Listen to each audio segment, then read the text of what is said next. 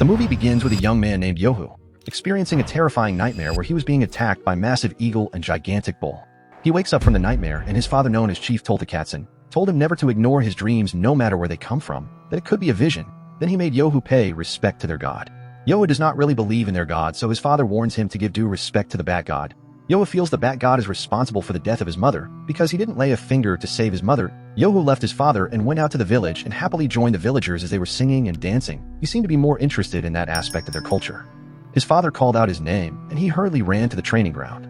There he was handed a spear and a bow. His father noticed a mistake in his son's defense and tells Yohu to always position his hand a bit higher, or his strike will completely lack power. Chief Toltekatsin calls him privately and advised Yohu to get over the death of his mother, that he is grown now, and it is time to be serious about his future, as he will soon become the next chief of the village, and it will be his duty to always prepare for battle. He should remember fear can inspire him to an action. During their conversation, Yohu noticed dozens of ships heading towards their village. The villagers do not know what a ship looked like, so they called it a monster. Unknowingly to them, they are just foreigners about to reach their land. Yohu tells his father they look like gods, but his father advises him to listen carefully to what they say, but pay closer attention to how they act. That is how he will be able to tell if they are gods or not. The foreigners arrived at their land. Captain Hernan Cortez, their leader, tells Chief Toltekatsin and the villagers that he has come to their land in the name of the Almighty God and the Holy Roman Emperor, His Majesty King Charles I, the King of Castilla. Chief Toltekatsin also introduced himself and asked them the reason they have come. The captain said they are exploring the world and asked Chief Toltekatsin if they can stay for a while because they are low on supplies, so Toltekatsin happily welcomed the foreigners and accepted to share what they have with them. As they served the foreigners food, we discover that they were sent by a man named Diego to collect gold from their land. Captain Cortez thanks the villagers and asks to show them some of the wonders of their world, which are the inventions and ideas from some of their brightest minds. He also shows them a gun, and when he shoots, the villagers were astounded. At night, Yohu talks to his father, who was busy consulting the gods for advice about the foreigners. Yohu just kept on talking about how the foreigners' armor looks so shiny, admiring their writings, and how one of them even showed him how to fly like a bird. The chief believes the foreigners are devious and powerful and should not be trusted, and asks Yohu if he remembers his uncle Akatsin, who watches over the house in the city, and if something bad happens to him, he should go find Akatsin and he will help. After a while, Yohu heard commotion sound outside, so he hurriedly went outside. Captain Cortez thanks Toltekatsin for his generous hospitality and said he requires a little more from him. He then asked for the location of Tenochtitlan, the city where they mine gold in their land, but Chief Toltekatsin informed him on how impossible that was, as they have strict rules in place that forbid this. Pedro opens his hair. The villagers, on seeing his golden hair, were surprised. They called him God and worshipped him. As the villagers came close to him, Pedro became nervous and pulled his trigger on one of them. This made Chief Toltekatsin angry and swears that as long as he breathes, they will never see Tenochtitlan. Immediately after hearing this, Cortez swings his sword around the chief's neck, and then his men started attacking the villagers. And a serious battle ensues, while Yohu screams in tears. When Cortez tries to take Yohu with him, Yohu manages to escape into the forest with a gunshot injury in his shoulder. He falls into a lake where he eventually lost consciousness. However, after a short while, he found himself in a strange place, where he met a green lady and then asked if he was in heaven, but she told him no, he is not dead and that this is the beginning and the end. Yohu decided to leave her and find his way out, since nothing the woman says makes sense to him. He entered a cave and saw a statue of their gods, so immediately he insulted and blamed their god for the death of both his parents and for doing nothing when the foreigners killed the villagers. Out of frustration, he hits the statue and hundreds of bats comes out of and begins to chase him. He dives into a lake, and when he came out of it, he saw the city of Tenochtitlan where his uncle stays. Yohu walked towards the town, and upon telling his uncle what had happened, and him hearing the story of the death of Yohu's father, felt sorry for him and decided to take him as his own son. The next morning, Akatsin takes Yohu to the palace to warn the king about the foreigners. Yohu knelt before the king, and a priest named Yoka beside the king tells Yohu to explain what happened. Yohu explains everything to them and how Cortez murdered his father because he refused to tell them the location of Tenochtitlan. The foreigners order their soldiers to kill the villagers. The king then replied by saying Cortez seems to have behaved the same way as gods act towards men. Sometimes he will be kind, other times cruel. He asks the high priest if he thinks the outsiders are men or gods. The high priest tells the king that the outsiders are gods, and they should invite them into their city to prevent them from getting angry. Yohu yells out that Cortez is not a god, but he is a powerful and cruel man. He must be stopped before he sets his foot on the city. After the meeting, Yohu was frustrated because the king has no idea how dangerous Cortez is, but Akatsin believes that Yoka, the high priest, might be right since he speaks directly from the gods. Yohu protests that gods don't need weapons to come take people's head, and swears that he will take his revenge on Cortez. He asks Akatsin to train him to become the greatest warrior ever known, that he is going to stop Cortez and his soldiers. Immediately, Akatsin begins Yohu trainings by making him carry rocks around, teaches him how to shoot arrows, and brought the strongest people in the village to train with Yohu. Yohu adapted really fast, suddenly started to become the most skillful fighter in the village. He even defeated his uncle Akatsin in a duel.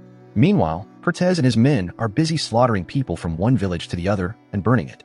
The king hears about this, and High Priest Yoka tells him that nothing can hinder the foreigners from reaching their city because they are gods and they must be welcomed into their city. Yohu asks the king to give him a try that him and his warriors are more than ready to test them in combat. Yoka tried to talk the king out of what Yohu said by saying it's a fool's errand to wage war against the gods. Yohu immediately swore on his parents and told the king that these foreigners are not gods. The king told him to be prepared regardless of his decision. Cortez and his soldiers finally found the city of Tenochtitlan. As they arrive at the city's gates, Cortez asks the king if they can enter the city. He tells the villagers that he has many wonders of the world and he would like to share with them. But upon getting no replies, only scared looks and angry looks on the faces of the villagers, Cortez gives a sign to his men to ready their weapons for attack. Obeying instructions from the king, the chief warrior commands that the foreigners should be allowed into the city. When Cortez enters the palace, the king presents 3 children to them for sacrifice, but they rejected it. The king confusingly asks the high priest Yoka why the gods would reject their sacrifice and offerings. He meets Cortez, who he sees as a god, and asks him to take his throne. Cortez brings out his hand and shakes the king. The people were shocked to see this, because it's actually an abomination to touch the king. Akitson cautions Yohu against striking Cortez that night, reminding him that Cortez is under the king's protection as a royal guest, and harming him would mean death. Yohu, burning with anger, insists that is exactly why he has been training, to avenge his father. If Akitson won't stand with him, he should step aside. Later, as Cortez and his men wander the city streets under cover of night, Yohu keeps a watchful eye on them. When Cortez tries to kill a boy after realizing his necklace isn't gold, Yohu steps in and attacks. Pedro quickly disarms him, ready to strike the final blow, but Cortez intervenes, as he wanted to test Yohu's skill himself. The duel is brief and brutal. Cortez proves a far superior fighter, easily overwhelming Yohu. Just as he was about to cut Yohu's throat, a girl in a cat costume bursts in, slashing Cortez across the face with her claws. He fires an arrow at her, but Yohu blocks it, and the two join forces to take down Cortez's men. Cortez manages to flee, vowing their fight isn't finished. In the aftermath, Yohu realizes the masked girl is Tlazacamity, a friend from his village. Tlazacamity scolds Yohu for charging at Cortez like a headless chicken. Yohu admits his mistake by admitting he underestimated Cortez's strength, but swears he will surely find a way to defeat him no matter the cost. Meanwhile, Cortez orders his men to hunt down the ones in the bat and cat costumes.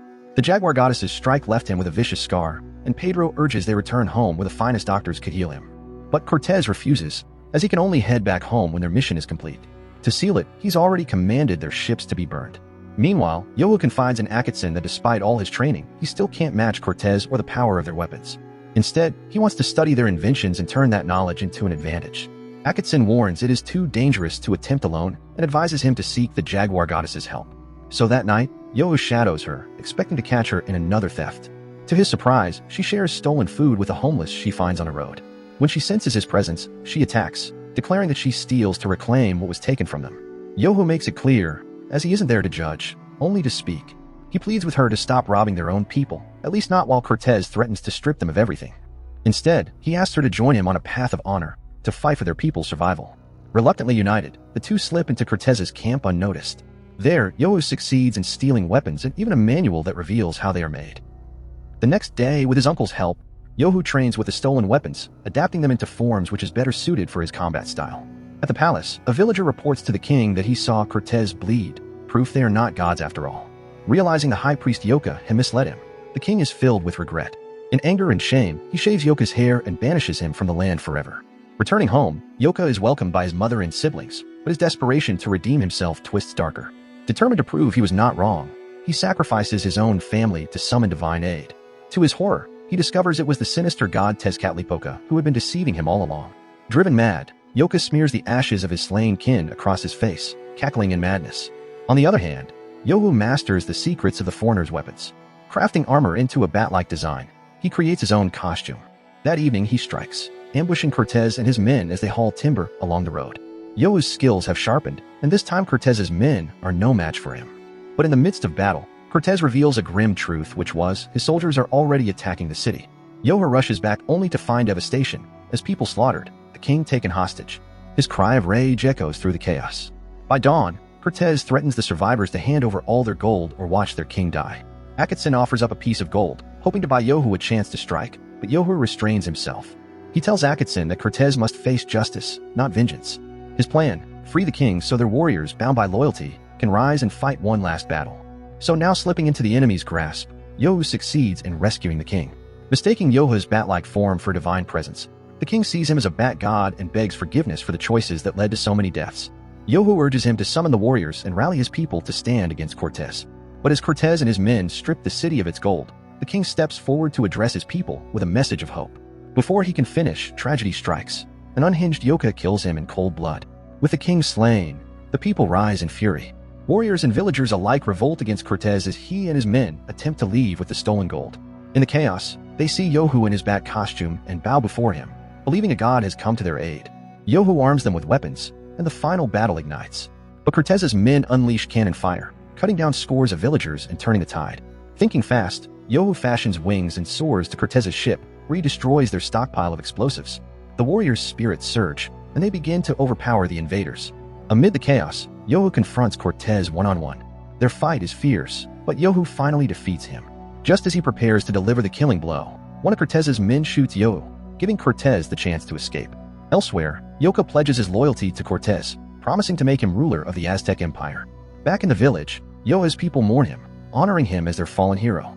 But the story does not end there. Surrounded by a swarm of bats, Yohu stirs back to life, reborn as Batman. The movie then came to an end. Kindly subscribe for more animation recap like this. Thanks for watching and goodbye.